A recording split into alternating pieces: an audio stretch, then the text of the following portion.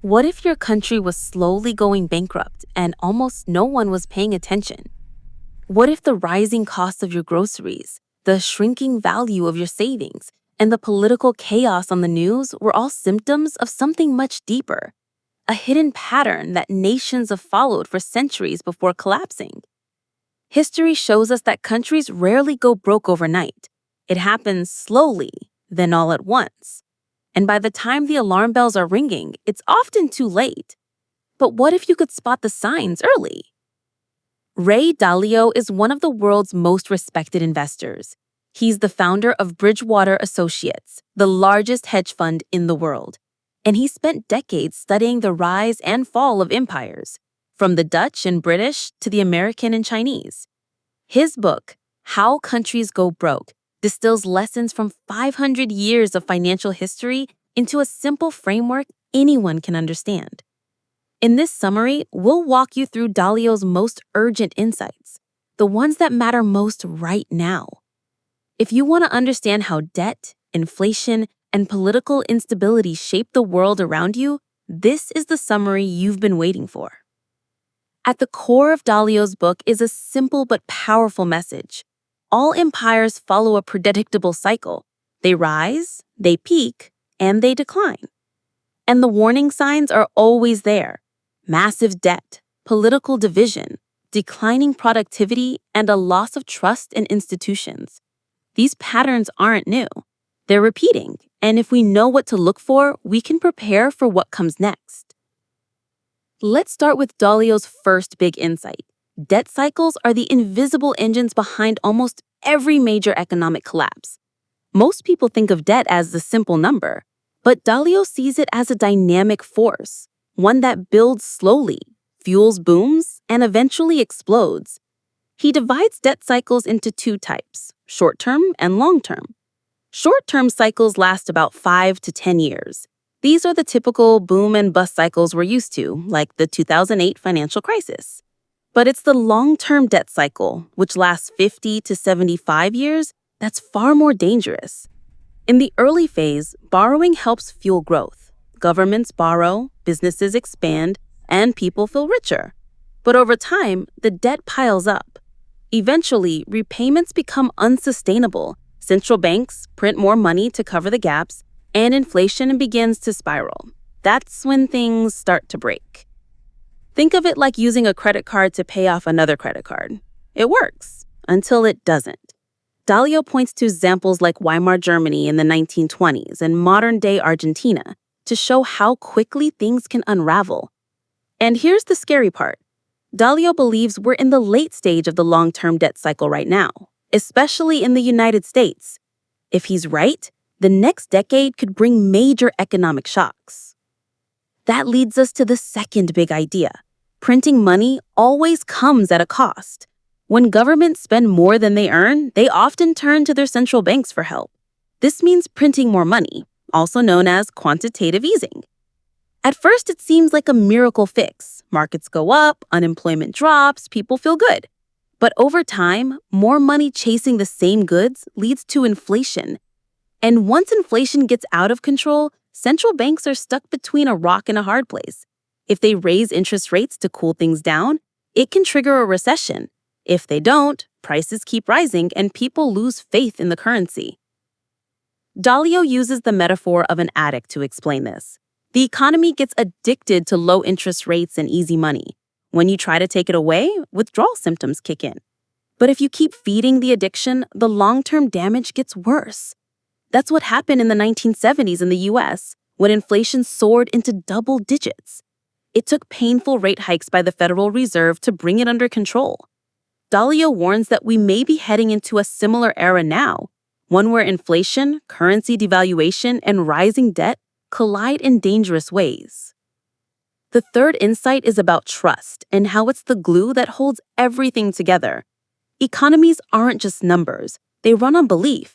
Trust in the currency, trust in the government, trust in the system. Once that trust breaks, things fall apart fast. Dalio gives the example of the Roman Empire. As Rome expanded, it debased its currency, literally mixing cheaper metals into its coins to pay for military campaigns.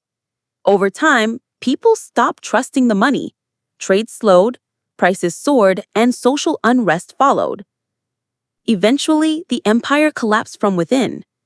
In modern times, trust erodes when people see growing inequality, political polarization, and leaders who seem more interested in staying in power than solving problems. Sound familiar? Dalio notes that once the middle class starts feeling squeezed and divided, populism rises, both on the left and the right. That's when countries become more fragile. Riots, coups, and revolutions rarely start with a spreadsheet. They start with people feeling like the system is rigged against them. His fourth insight is about global power shifts. No empire lasts forever. Dalio compares the rise of the United States in the 20th century to the earlier dominance of the British Empire, and before that, the Dutch. Each of these powers followed the same cycle: strong education and innovation, growing productivity, rising wealth, and eventually global dominance. But then comes the peak, when debt climbs, values erode, and internal conflict grows. And soon after, a new challenger appears. Dalio believes China is now the leading candidate to replace the US as the world's dominant power. He's not saying it will definitely happen, but he argues that the indicators are there: rapid growth, rising influence, massive investment in technology, and a focus on long-term strategy. At the same time, the US is facing deep internal divisions, unsustainable debt, and declining global influence. The next decade could mark a major turning point. So what can we do with all of this?